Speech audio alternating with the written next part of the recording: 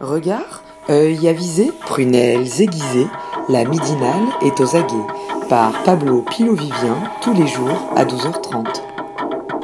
Bonjour Nicolas Matijazic. Bonjour Pablo. Alors vous êtes politologue, enseignant à Sciences Po Lille. Si on vous a invité aujourd'hui, c'est parce que lundi, le Premier ministre Édouard Philippe a livré la vision de l'exécutif en matière de transformation des services publics. En vérité, ça fait 6 mois qu'on l'attendait, cette vision, entre guillemets. Il est notamment prévu 50 000 suppressions de postes. Est-ce que pour vous, on va dans le bon sens? Est-ce que c'est ce qu'il faut faire, supprimer autant de postes? Alors effectivement, ces annonces sont problématiques. Il y a eu beaucoup de marketing politique autour de la volonté de réforme, de modernisation impulsée par le gouvernement. Et on voit que le projet qui a été dévoilé est un projet qui s'inscrit dans une droite ligne néolibérale qui est de privatiser la fonction publique. Donc est-ce qu'on va dans le bon sens? Je ne suis pas certain. Et notamment parce que, en fait, vous voyez dans la communication, c'est toujours le chiffre. On est en train de nous dire il y a trop de fonctionnaires, il faut supprimer 50 000 postes. Et avant de se poser en fait la question de ce qu'est l'État et ce que doit être l'État en fait au XXIe siècle. Et comment on délimite et quels sont les contours d'un État moderne. Et là, on se polarise sur le chiffre, c'est le culte du chiffre. On va couper à la serpette dans la fonction publique. On va détruire, en tout cas attaquer grandement le statut des fonctionnaires qui sont encore des boucs émissaires et présentés comme des privilégiés.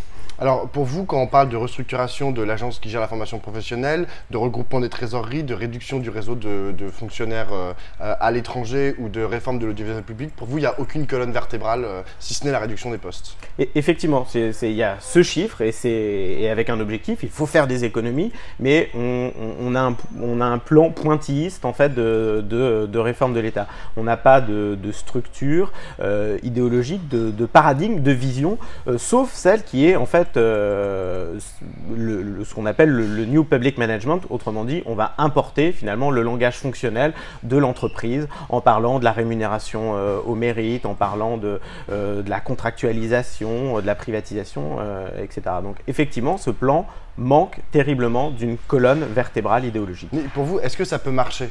Parce qu'on peut imaginer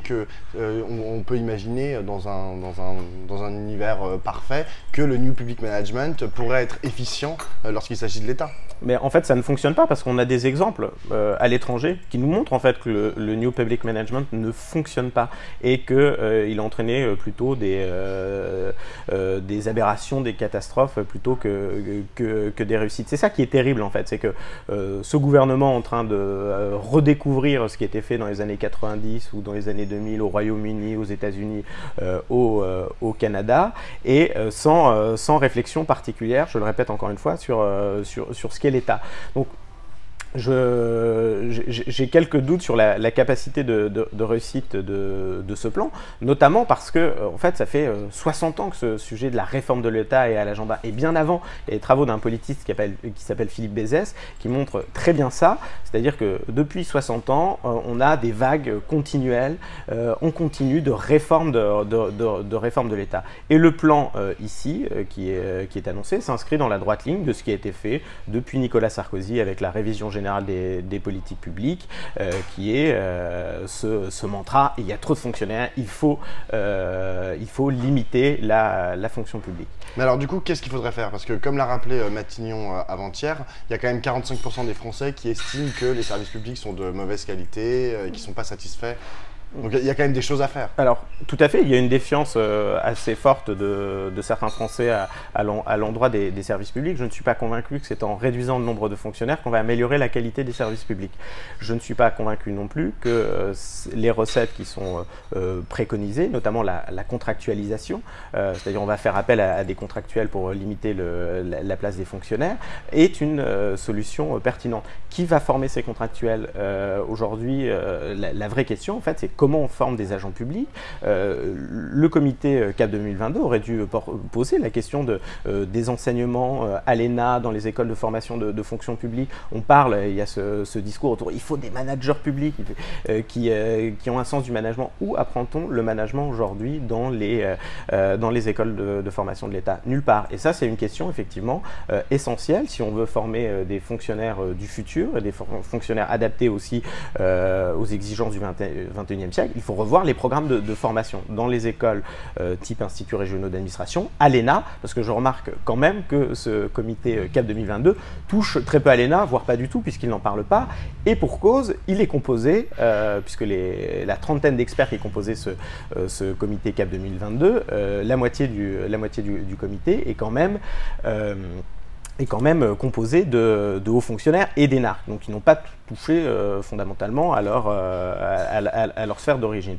Je reviens aussi un instant sur la composition de ce comité CAP 2022, puisqu'il est quand même aberrant, serait un jugement de valeur. Disons qu'on peut mettre en question le fait que ce comité était présidé par des gens qui viennent de puissances financières et économiques.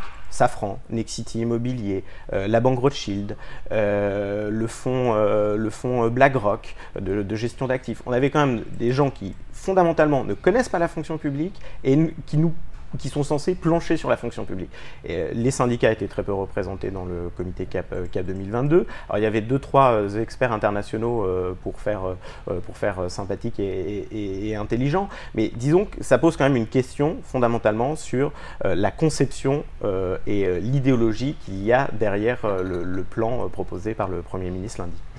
Est-ce que vous pensez qu'il y a encore un attachement des Français à leur service public ? Je pense qu'il y a un fort attachement des Français à leur service public.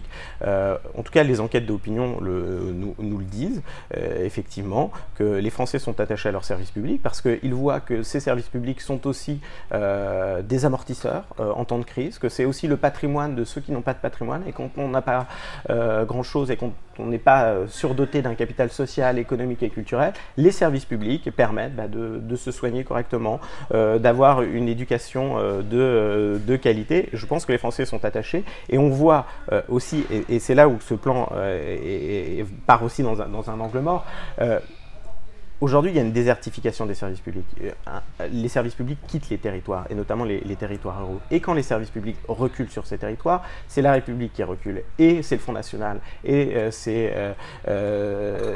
ça qui augmente dans nos territoires quand la présence de l'État n'est plus assurée. Donc un État moderne, un État efficace, et toute la communication politique qui est faite autour de ce plan, c'est très bien, mais on devrait vraiment se pencher précisément là-dessus plutôt qu'imposer des recettes qui n'ont pas fonctionné. Et donc pour vous, le problème du service public, c'est un problème de définition plus qu'un problème de gestion?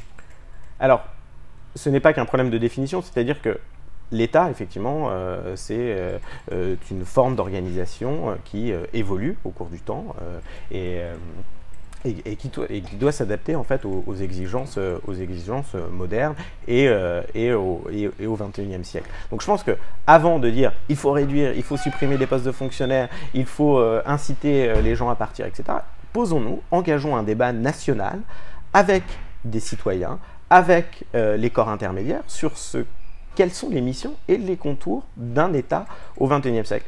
Et ça n'a pas été fait. Alors après, on peut très bien décider de mettre 2-3 plateformes numériques pour collecter de l'avis auprès de la population, mais c'est pas comme ça en fait qu'on a un débat de fond sur ce qu'est l'État. Et je pense qu'en France, le rôle de l'État est structurant, et que plutôt que s'enfermer dans des plans de réforme de l'État qui ne fonctionnent pas depuis une trentaine d'années, posons un débat national sur ces sujets qui sont des sujets majeurs. Vous dites que les Français sont toujours attachés au service public, mais on a quand même élu Emmanuel Macron en 2017, et lorsqu'il s'est agi de démanteler à la fois la SNCF ou de démanteler l'hôpital public, il n'y avait pas plus que ça de gens dans la rue.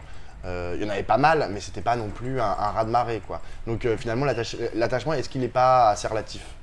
Oui, mais parce que en fait, la question de la fonction publique de l'État n'a pas été posée durant cette élection présidentielle. Effectivement, cette élection présidentielle, ça ressemblait davantage...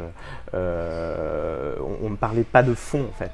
Et je ne suis pas persuadé que tout le monde ait lu en détail les propositions d'Emmanuel Macron sur le sujet, etc. Donc déjà, il y a ce manque de débat sur ce sujet qui fait qu'effectivement, la mobilisation ne s'est pas faite. Après, s'ajoute quand même un mouvement global de repli sur soi, de montée de l'individualisme, et qui est d'ailleurs véhiculé par les néolibéraux, qui font que les gens ne se mobilisent plus de manière collective. Et puisqu'on a cassé d'ailleurs les structures et les intermédiaires de mobilisation. Donc tout ça s'ajoutant, effectivement, je ne suis pas persuadé que le fait qu'il y ait...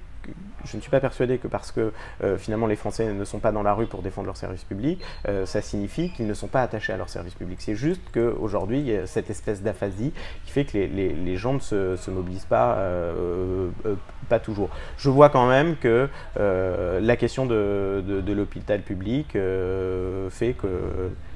Aujourd'hui, des acteurs, des associations se mobilisent parce que ce qui se passe au sein de l'hôpital public est une vraie catastrophe. Et ce culte de la performance, il faut passer moins de temps avec les patients, il faut faire du chiffre, etc., va nous conduire directement à des drames humains.